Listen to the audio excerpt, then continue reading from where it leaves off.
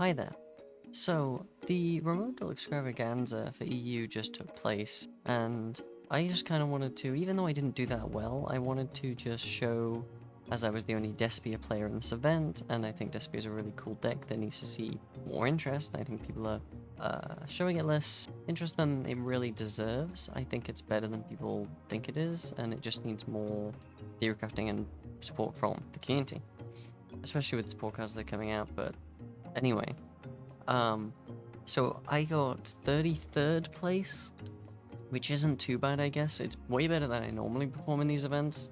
So I just wanted to establish like a basic, put together the deck, like how my deck building choices work, because I feel like there's a pretty basic framework of how Despia works, and those sort of ratios sort of transcend no matter what variant you're playing, whether it's Dolls or Dogmatica or even Dark Lord or something like that.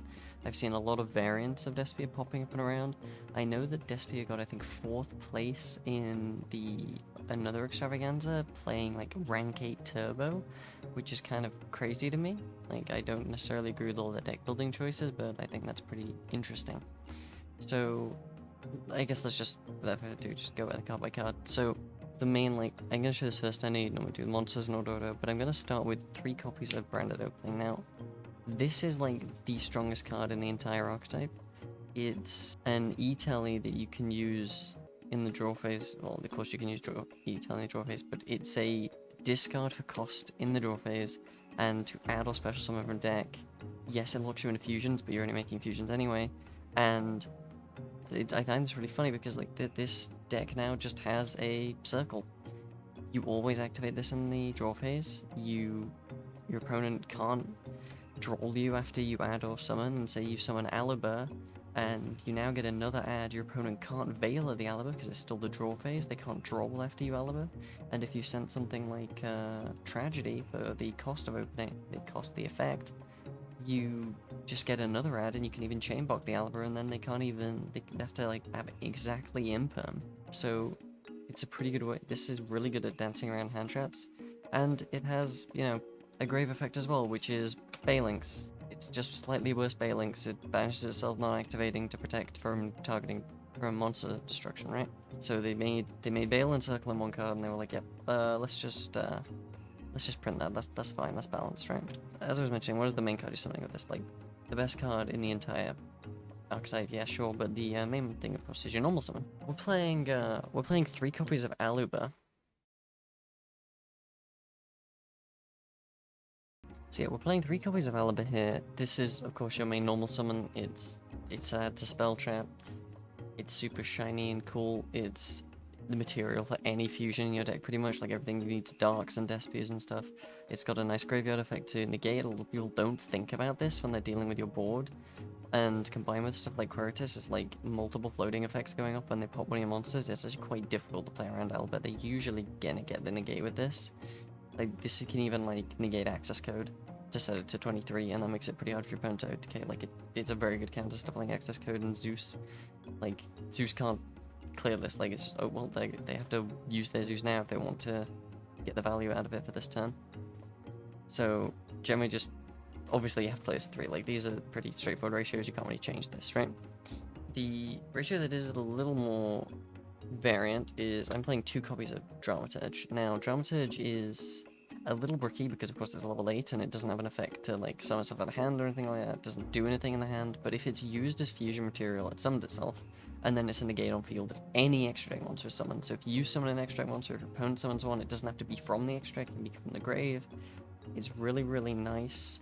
So I like playing this at 2 because I feel like, yes, while it's a bit more bricky at 2, it's so much of a swing if you get this out of your middle of your opponent's turn, like summon it with opening into the middle of the field, or even just using this on field as fusion material with like a schism or something. Like, it's just a free -1 material and anything. It summons itself back, and it's just, you are always getting bonus value from this, because this just doesn't cost you anything to use as material. It's a nice counter to anything with an on-summon effect. Unicorn this negates, Hulk Fibrax, and then yeah, your opponent has to deal with this. But if they try and deal with it, you could chain Schism, you could chain Superhull, you could chain L Fusion, something like that, and just clear this, and then this immediately comes back, and they still have to find a way to clear it. Up next, we have another 2 of, and this one is a bit more iffy. This is the Tragedy. Now, this card is insane, but you kind of have to play it at 2. I feel like I would love to play this at 3. Like, the effect's insane. It's your search. It searches if it's sent to the grave. It searches if it's banished, whether it's a fusion or by opponent's card effect, or sent by Foolish or whatever. Like, even if your opponent DDGs you, or Deifies it chains, or Macrocosmos chains or whatever, or Shenshens, this will go to grave and still resolve, because when it's banished it activates. So it's a really good way to play around stuff like that. And generally it's just, you know, very easy access to a search, and the set from grave effect is just a crazy way of getting extra value out of it. I feel like the card would be probably playable without that second effect. The second effect just boosts it up to be really, really good. But why do you play it at 2? Funny enough, it's about as bricky as Dramaturge, I find, because it doesn't do anything in the hand. You have to have other cards you can use with this, with the fusion spells or whatever, or a way to discard this, say opening, like you have to open it. It's not too hard to get this out of your hand if you do, but like Dramaturge isn't hard to get out of your hand either, but it is a little bricky playing it at 3. I do wish you could play it at 3, but I feel like the deck's just so tight, you'd end up overplaying like 45 cards or something if you started playing 3 of all these things. Maybe in a pure list, when like Burst of Destiny comes out, you can play this at 3, but just not right now. The one advantage of things like this and another card in the deck is it is a level 1. You could, at a risk, make Linkaribo with this, or Relinquished Anima. Like, it gives you a little bit you can do with it. Like, if you open no other monsters, you can maybe like send in something else, maybe Gizm or whatever, like get some banishes going, and you just have an extra fusion material. You can do something with it, but all in all, it's mainly just good because it's an insane search card. So next I have Comedy. Comedy, of course, is funny. It's targeting protection, it's a hand trap, like, you have to play this. I realized, though, playing this, it's actually better than you'd think. I thought this was terrible, and I was never going to play it, but it's actually kind of good to, 1, dodge removal, because you can, like, tribute a Shaddoll or whatever that's going to get destroyed or cleared, just to get a free summon on board. It's a nice way to, like, avoid battle damage or whatever. I avoided, like, it was my last match I avoided against Ancient Warrior, like, OTK, because I just tributed my 1 attack position and put this in defense. I went into time and he just couldn't beat me over per game. But that's not the main use. It's mainly that Theater, which is coming up soon, doesn't have any way to protect it. This is the only way to protect it, and from stuff like Twin Twisters. But because this doesn't protect, it negates, you can do some fun stuff, like if someone Twin Twisters targeting your Super Poly set, or your Schism set, and a Despias spell like Theater, you negate that, and that negates the entire effect, and you're protecting your other stuff, so it's really good in stuff like Twin Twister. Another 2 of is Theater. Now, I see a lot of people playing 3 Theater and Terraforming, and I think that is just blatantly wrong. You do not need 3 copies of this. You don't need 4, you don't even need 3, because this is incredibly searchable. It's probably what you're searching 90% of the time. You can set it from grave with Tragedy if it goes to grave, and you can activate it that turn. I do not see the need to run this at 3. Like, I think it's way too bricky at 3. I think you're just putting way too much effort into what is essentially polymerization, because that second effect is never resolving the effect of summoning grave. That's it for the Despia package. The next thing up, of course, is I'm playing an Albaz package, so we're playing 2 Albaz. 3 Albaz is too many, it bricks. It's not a great normal summon, it's just nice to have. You summon it to Queritus, you can add it with the Albaz fusions, of course, and it's a nice blowout. It's a nice 4th and 5th copy of Super Poly, kinda. It's just a good card. It's just a good card. Another card playing at 2 is Albion. This is your 3rd and 4th copy of Albaz in the grave. For some effects, it's basically Upstart and Foolish Burial Goods in 1. I think that effect is kind of crazy, honestly. Like, you're getting the Foolish Burial no matter what. Your opponent can't deal with that. You just are sending something. And if this was in grave at the time, you're getting a free set as well. You're just immediately saying that card in the end phase. So you can say, oh, well, if it's so flexible, why are you playing it 2? If it's so good, why are you playing it 2? I don't own a 3rd copy. So there's 2 1-ofs you play in there, and those are your Albion targets, and that is the Screams of the Branded and the Branded in White. So Branded in White is just, it is Miracle Fusion if you have an Albaz engrave. It's kind of annoying because you have to use a dragon as material, so you can't make stuff like you can't make stuff as flexibly as you could with something like Necrofusion or whatever, but it's really nice that it can set itself if sent by Albion, so Albion's basically just a search for this. Yeah, because this is a normal spell, you're not going to get the activation window. Your opponent can just destroy this before your next turn, but it's a nice threat, and you can also search it with Aliber if you've already got your other branded cards. Like, it's a nice just thing to go into. Thing is, though, you just cut this in both. Like, in Burst Destiny, there's a way better spell. There's a quick play that's a fusion that adds from grave and stuff, so it triggers so many more effects. This is so much worse than that. You don't play this in a few months, but it's just good. It came up a few times. I think it's a good card. And Screams is just, it's Reborn that sets itself, and it can summon from banished. Like, it's just you just play this, it's good. Next up, now this is a big one. We of course have the Shadol package, because I'm playing dolls. So we have 2 Wendy here.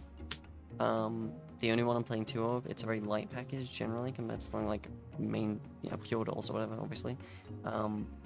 This is just nice to have. You want the 2 Wendy's for app cologne, just so you have the targets, and you want to be able to churn out Dolls if you need to get them out of the deck for Schism really quickly, and this is Wendy's a really good way to do that. As is Skomata. Everyone knows Shadol deck building at this point. I don't need to be playing it much. Like, Skomata's just good. You mill. Okay, you put the Schism in grave or whatever. You put Weenie in grave. Beast, you draw a card. I wasn't playing this at first, and then people told me to, and I realized, yeah, this is actually really good, and it played and drew me a lot of like important stuff. It did really well in the Extravaganza for me. Dragon, good. Hedgehog, good. Like, Aerial, I think, is pretty good in this format. So another thing we're playing is, of course, 3 Shadol Fusion. Shadol Fusion is just, again, I'm not explaining it. Everyone knows how good Shadol Fusion is. If you're playing Shadols, you play 3 Shadol Fusion. And then we're playing the 1 Schism. I'm not explaining Schism. Everyone knows Schism's good. This is one of the most important cards in the deck. 3 Super Poly.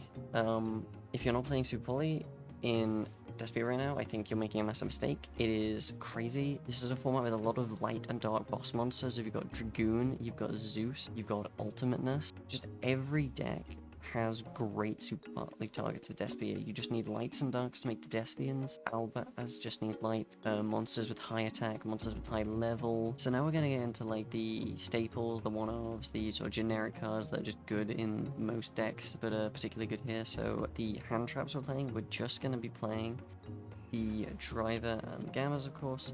So Gamma, I think, is just the best hand trap if you're not playing any of the hand traps. It's really, really good going blind. It's really good going second. You obviously side out going first if you know you're going first, but it's just a very, very, very good hand trap right now. Next up we have Called By. Of course we're playing a Called By. I'm playing a Monster Reborn. There's a lot of great targets for it. This is really, really good here. Duster. We don't play much spell trap removal in the main, so this is just a nice way to have some going. Like, it's good. There's of course Foolish. There's a lot of stuff that wants to be in the grave. Albion, Tragedy, the Despias, just in general.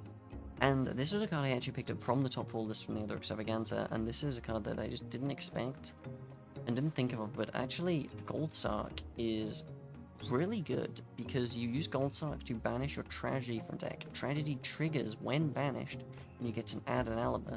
People, obviously, this isn't going to get extra anything, so you're guaranteed to be banishing that Tragedy and getting it in 2 turns, but then you're just getting that additional search that this is basically Rota that gives you another monster in 2 turns.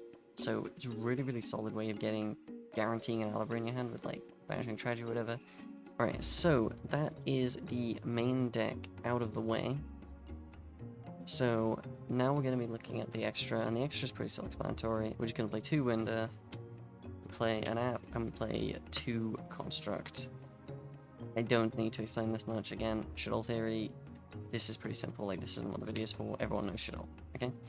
A lot of super play targets in here, though. So we're playing the Starving Venom. I think Starving Venom's pretty good. I don't like it that much. I just think it was one of the best options I was finding with a few cards to put in the extra, and this is what I went with.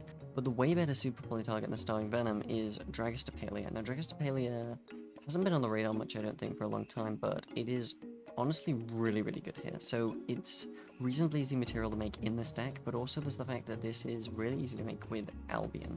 So Albion is just an Albaz thing that requires a light. Very easy to make this. There's a lot of stuff like Zeus, Ultimatus, etc. that you can super poly with Albaz to make this. And then this on summon is another Miracle Fusion, and then you can banish one of your fusions and maybe the Albaz you already used as material to just get this out, and that is turned your 1 Albaz into 2 monsters, one of which is a negate, and one of which is a search in the end phase. So it just gives you a lot you can do with it, and this is just generally good to summon, but it's really, really nice off Albion. Oh, and the other thing, of course, is the crazy sort of play that comes up actually quite often when I'm playing against Trizu, is when people end on Zeus, even if they end on like a 4-mat Zeus, or say they end on a 2-mat Zeus, and you have Quiritus on the field. So Quiritus summons an Albaz from deck when it's sent to the grave. So if your opponent has a 2-mat Zeus and they clear your board, you can summon an Albaz from grave, immediately use their Zeus to make Albion, and then make Dragostapelia using the Quiritus and Albaz in your grave. So you just plussed off of Zeus getting Zeus, pretty much. If they have more material, so they could just send the Albaz on summon, like, you're forcing them, one, to out the Albaz, with 2 uses of Zeus to out, basically Queritus effect, which they already had to out with 1 Zeus. It's just, like, so much value in that, but also, because Queritus lets you add instead of just summoning, you can just add a normal summon for next turn, or add an Albaz for next turn, so it just gives you a lot of flexibility, and just making this out of a Zeus is just so satisfying. And it wouldn't be Albaz, of course, if we weren't running more Albaz targets. We're just playing 2 more in the minute. We're playing Brigrand and Titaniclad. Brigrand didn't really come up much. It's just nice to have as just that additional target if your opponent does happen to not be playing a pure link-focused deck. But Titaniclad comes up a lot more. There's just so many links it works with. Access Code, of course, is a great target. So these are just like the best Albaz fusions to play. I think Albion's the best because it searches Spell Trap, and you don't necessarily need to search more Albazes, because these can only search an Albaz in this deck list. Of course, I'm not playing Dogmanica, but I am waiting for the Megatins, and when the Megatins come out, I'm definitely going to be playing, like, a more Dogmanica variant as a trial, and Tactical will obviously be way better in that variant, but these are just generally good targets for Albaz in this format. Next up, of course, we've got the Despia fusion, so we're playing 2 Queritus. This is crazy good. This is your main boss monster. There is a stronger boss monster, but it's not as good as you'd think. It's good on paper, but really not that strong. So Queritus is really, really good, honestly. Like, I was thinking at first, like, oh, the effect's not good because it's only in the main phase. But, you know, it sets all your opponent's monsters attack to 0, and then they have to either go back and change up their combo and field before they can go to battle phase, or they just can't do their battle phase. With something like Zeus, as I was mentioning earlier, your opponent cannot attack over this with Zeus because you just set the Zeus to 0, and so they have to clear it with Zeus, but then you get the effect on being sent to grave. So this is really, really good against that kind of board. But yeah, this is generally just crazy good. I played it 2. I don't think you can play it at 1. I think you need the second one for the push. It's really, really solid. So next up is the single copy of Briskenian. So this is pretty good. This is more difficult to summon is the problem, but this is really specifically good if you have Super Poly against Drytron, because you can use the Dragoon and the Ultimateness and just your normal summon, and you just have a big beta, and you've used the Dragoon and Ultimateness gone. That's most of the negates gone. They'll have some hand negates, maybe, but it's still a pretty good way to clear most negates. Super Poly is a good card, what do you know? But the other cool thing about this is this can target any extra monster in opponent's graveyard and summon it, and because Dragoon would have been properly summoned, you can immediately, you know, just steal your opponent's Dragoon. And yeah, they might pop this or clear this or whatever, but like, that's pretty insane of a push. And if your opponent can't negate this, and you just get their Dragoon, like, they're just kind of screwed. Like, you kind of just win.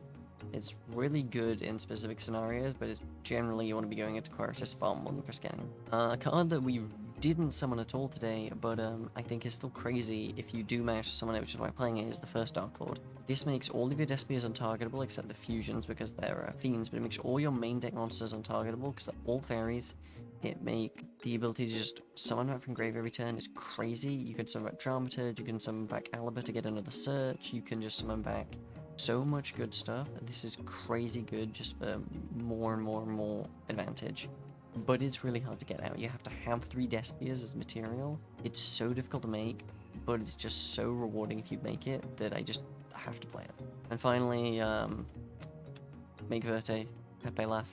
Usually you can't make this because you're locked out of Link monsters by opening. It locks you into fusion monsters, but it's Verte. We play Verte. Smile. Okay, so next up we have the side deck. Now the side deck obviously is something that's massively different between events, so take it with a pinch of salt, and I don't necessarily have all the cards I want to play.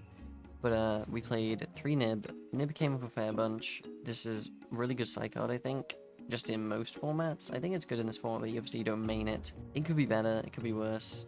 I think it's just pretty decent here, and it did pretty well for me. The next one up is Lancia. I played this for Trizu, and I only played against 1 Trizu player, and I didn't draw the Lancia, so I don't know how good this was. I think it's just generally a good thing.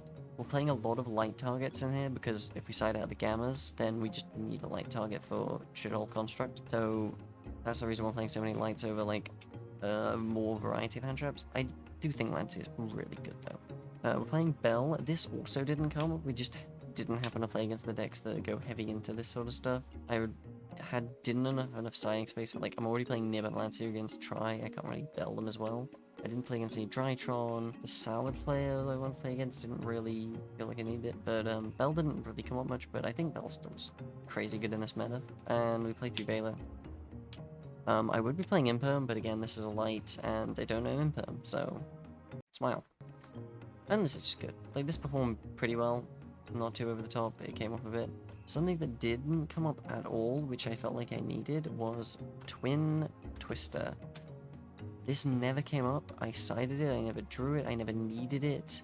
I was thinking maybe I should side against Salad to pull the back row and stuff like that, but it just never came up. I think I still need it. I think back row removal is really important right now, but yeah, this just never came up, so I can't really vouch how effective it was. So yeah, here's the list, and yeah, like I said, there's a lot of work still to be done on this deck. I'm interested to see more members of the community build better than I, but I think this is a really good starting point for this build. I think the ratios are pretty nice here, a little bit of adjustment to be done. I learned a lot from this event. Adjustments that need to be made are very, very obvious to me now. But this deck felt really good to play, it felt smooth. There's of course like the occasional break that happens. There was a lot of specifically weakness to hand traps like Imperm. Imperm was like the best hand trap against here. Bell's really good. I didn't see Bell against me, but Bell, Twin, Imperm are really good against you. Those are like the weaknesses you gotta look out for, so if you can figure out things to protect you from that. Again, like, Comedy I underestimated, because again, Comedy can negate stuff like Imperm. So there's stuff you got to account for is those hand traps, but I found personally, like, once you get past that initial barrier of the first turn and setting up the play, it can actually be pretty hard to slow down Despias and stop it snowballing into having a bunch of responses, a bunch of fusion summons, a bunch of, oh, you popped this, well I'm going to activate this and summon this, and then I can bring back a fusion from grave and all this, and you actually can end up snowballing really, really quickly into just, oh, your opponent cleared stuff, but now your board is the same size it was, and they didn't actually do anything, and they wasted resources. It's fun, at the very least. I don't know about meta tier 1. I think, at the very least, it's above Rogue. I think this is really good. I think there's a lot that can be done here. Still just waiting on Burst of Destiny, you know, as are most people, I think, for a lot of archetypes. And of course, there's a structure deck coming for Albaz, so Copium could be good. So yeah, thanks for coming by and watching my little profile. I do stream infrequently. I'll often be playing Despias over at twitch.tv/Scarlin. This video could not have been made without the help of a good friend, Sebto, who you should also check out the Twitch channel of. I don't know the exact link off the top of my head. It probably is just twitch.tv/Sebto, but probably isn't, so I'll put that in the description. Go and send him some love. And a little thanks to the people over at Code because they've helped me learn a bit more about deck building and refine the deck building. This deck is a lot better than it was. This is 42 cards, you may have noticed. Like I said, a lot to work on. I didn't feel that bad. So, yeah, that's the video. Thanks for coming by. I stream infrequently over at twitch.tv/Scarlin. This has been a great couple of months. It's been a great time getting into this game again, and Despias has just been like the most fun I've had playing this game, so I hope other people find a lot of fun as well. I think that's everything, so maybe next time I'll have a less scuff setup and a better result than 3 wins, a draw, and 3 losses. But you know, 33rd place is good enough, I think. It's good enough for the clickbait anyway.